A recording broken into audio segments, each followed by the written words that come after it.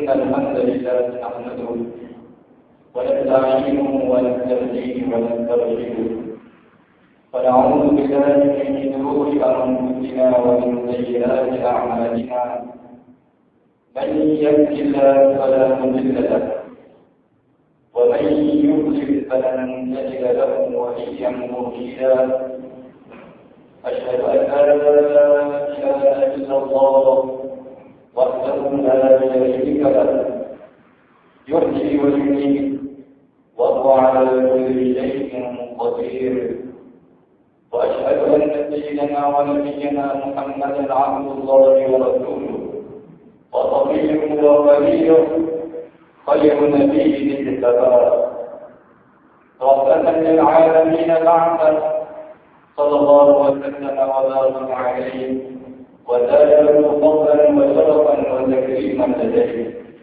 أما بعد يا أيها الناس اتقوا ربكم إن زلزلة الساعة شيء عظيم. صدق الله العظيم. Tidak memahami rahmat Allah Subhanahu wa Ta'ala. Saya mengajak diri saya dan tidak memiliki ujian. Marilah kita meningkatkan ketakwaan kepada Allah Subhanahu wa Ta'ala, merasai kewujudan Allah, meyakini pemerhatian Allah Subhanahu wa Ta'ala terhadap setiap gerak-gerik tingkah laku kita di atas kehidupan dunia ini. Merasai bahawa Allah Subhanahu wa Ta'ala sentiasa memperhati dan menghitung amalan kita. Lantas kita akan menjadi seorang hamba-Nya yang taat dan teguh iman, yang menjauhkan diri daripada segala perasaan dan pencegahannya. Tidak memahami rahmat Allah Subhanahu wa Ta'ala. Rasulullah sallallahu alaihi wasallam telah bersabda di antara hadis-hadis baginda sallallahu alaihi wasallam yang menyebut tentang hakikat realiti apa yang akan berlaku terhadap umat baginda sallallahu alaihi wasallam di akhir zaman. Rasulullah sallallahu alaihi wasallam bersabda, "Tatada'a lakumul umam kama tatada'a al-kalbu 'ala qat'atiha." Qalu: "Amin lillahi nahnu yawma'idin ya Rasulullah." Qala: "Bal antum kathir, walakinnakum utharun ka-uthari as-sayl. وَلَيَنْزَعَنَّ اللَّهُ مِنْ قُلُوبِكُمُ الْمَهَابَةَ."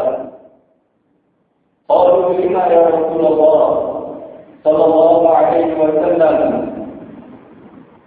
حب الدنيا وكراهية الموت." Rasulullah sallallahu alaihi wasallam bersabda, sesungguhnya akan merasa kamu semua oleh umat-umat yang lain seperti mana merasanya orang-orang yang sedang lapar di atas satu dulang makanan. Lalu para sahabat Rasulullah SAW bertanya, adakah disebabkan kerana sedikitnya bilangan kami di sini itu oleh Rasulullah?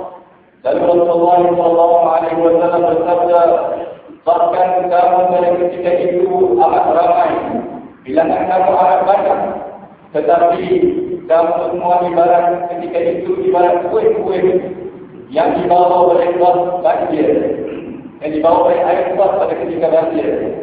Dan Allah akan menjauh daripada dalam hati musuh-musuh kamu rasa gerun dan haibah terhadap kamu.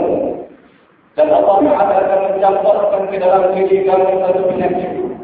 Lalu para sahabat bertanya, apakah penyakit itu wahai Rasulullah? Lalu Rasulullah SAW menjawab, cintakan dunia dan takutkan mati. Realitinya pada hari ini apa yang telah disebut oleh Rasulullah SAW telah berlaku. Kita lihat di mana-mana umat Islam bukan lagi umat yang memerangi dan memerintah, yang memimpin dunia. Bahkan mereka menjadi umat yang dipimpin. Ini disebabkan kelemahan yang bertimbun-timbun yang ada pada diri umat Islam. Mereka pada hari ini ingin menyentuh tentang kelemahan yang ada pada individu-individu Muslim. Kerana umat yang lemah adalah disebabkan oleh individu-individu yang lemah. Suatu negara yang lemah disebabkan masyarakat dan institusi masyarakat yang lemah. Masyarakat yang lemah adalah disebabkan oleh keluarga yang lemah dan tidak teratur. Keluarga yang lemah disebabkan oleh individu-individu yang lemah. Tidak cuma yang berkami Allah Subhanahu wa Ta'ala. Anak perempuan kepada Nabi Nuh alaihi salam ketika melihat dan menyaksikan kehebatan watak Nabi Musa alaihi salam, keberanian dan sikap menolong yang ada pada Nabi Musa alaihi salam, anak Nabi Nuh alaihi salam mempunyai kekuatan yang dilihatnya pada Nabi Musa alaihi salam. Lalu dia berkata kepada ayahnya, seperti mana yang telah diterangkan oleh Al-Quran dalam surah Al-Qasas ayat yang ke-26. Qalat yadabuna ya abati dzakir inna khayra man tadzakara al-qawiyyul alim. Kalau berkata salah seorang daripada dua anak perempuan Nuh alaihi salam, wahai ayahku, ambillah dia bekerja dengan kita, kerana sesungguhnya yang sebaik-baik bekerja adalah lelaki yang kuat dan beramanah. Dan dia telah menyimpangkan Nabi Musa dengan kuat sifat yang melayakkan Nabi Musa alaihi salam untuk menjadi menantu kepada Nabi Nuh alaihi salam, yaitu yang pertama kekuatan dan yang kedua adalah sifat amanah. Sesungguhnya sifat amanah itu adalah berkait langsung dengan keimanan, sifat kuat, rasa keagamaan, asal berjanji yang mulia, istiqamah yang berikan dalam melakukan kebajikan dan kebaikan. Sementara kekuatan pula adalah sinonim dengan kesihatan, kebesaran tubuh badan, kesejahterakan pikiran, kebijaksanaan meluruskan dalam takdir, dan kemahiran yang tinggi dan profesional dalam melaksanakan sesuatu kerja dan tugas. Sesungguhnya Nabi sallallahu alaihi wasallam telah bersabda, "Al-mu'min al-qawi khairun wa ahabbu ila Allah min al-mu'min al-dha'if wa fi kullin khair." Seseorang mukmin yang kuat adalah lebih baik dan lebih dicintai oleh Allah Subhanahu wa Ta'ala daripada seorang mukmin yang lemah. Walau bagaimanapun pada setiap seorang daripada mereka ada kebaikan, kerana ada sifat iman di dalam diri mereka. Kemiskinan adalah satu kelemahan. Keadaannya ketika umur sudah tua adalah satu kelemahan. Sakit dan penyakit adalah satu kelemahan. Sikap malas adalah satu kelemahan. Kejahilan adalah satu kelemahan. Kebincangan dan huru-hara adalah satu kelemahan. Perpecahan dan pergaduhan adalah kelemahan. Gopoh dan cepat berantak adalah satu kelemahan. Sifat ego, berdendam dan dengki adalah satu kelemahan. Panas barang, cepat marah adalah kelemahan. Cuai dan lalai adalah tugas. Ketika bekerja adalah satu kelemahan.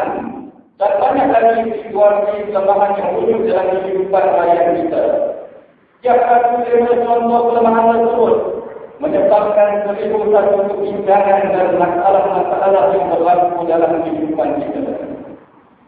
Kelemahan menyebabkan seorang itu merasa hina, hilang keyakinan diri, memerlukan dan bergantung pada orang lain. Akhirnya akan diambil kesempatan dibuat tapi dirasa oleh musuhnya sendiri. Ketika itu bermula rangkaian kesedihan dan kebiduan yang tidak berkesudahan.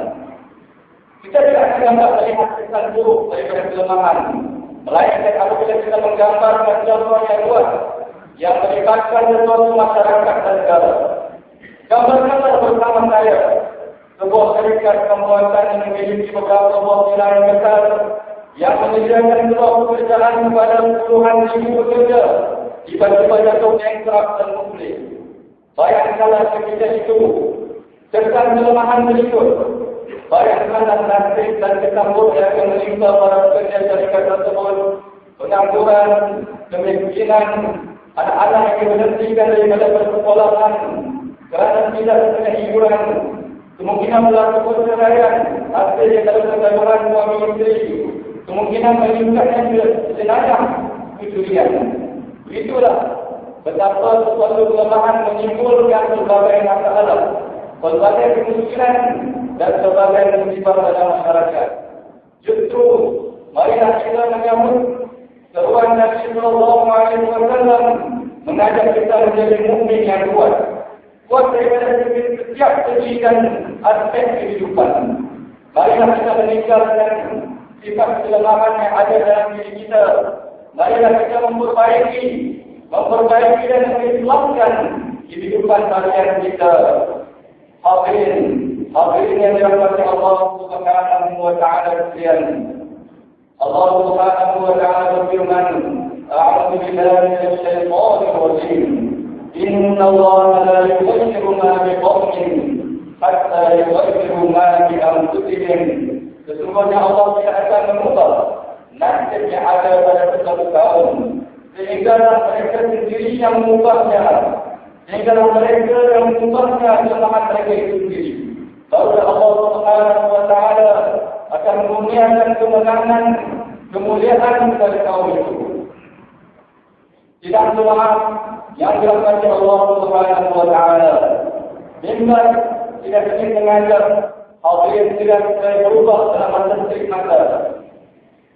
Mimbar tidak mengajar dan menyuruh orang yang kaki merokok ataupun orang yang suka merokok tinggal dengan terus merokok.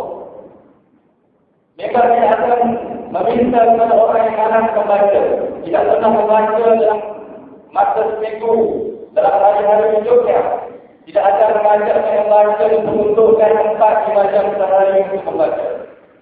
Mimbar juga tidak mampu mengajak orang yang berpihak berikut, walaupun mempunyai kekayaan supaya terus menyimpangkan ribuan-ribuan ini.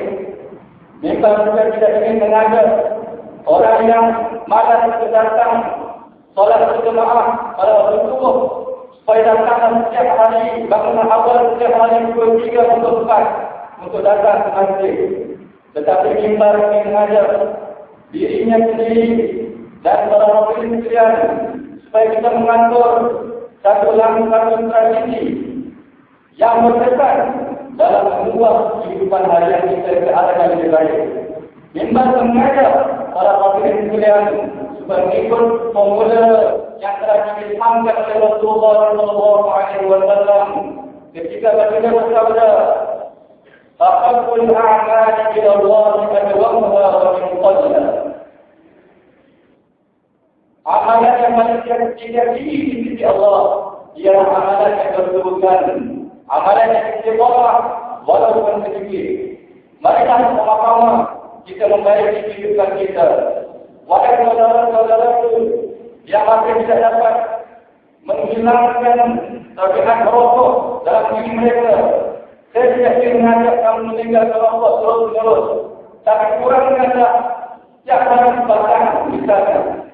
Dalam kelemahan mudah-mudahan Allah Ta'ala menghilangkan keterkaitan itu daripada diri kamu.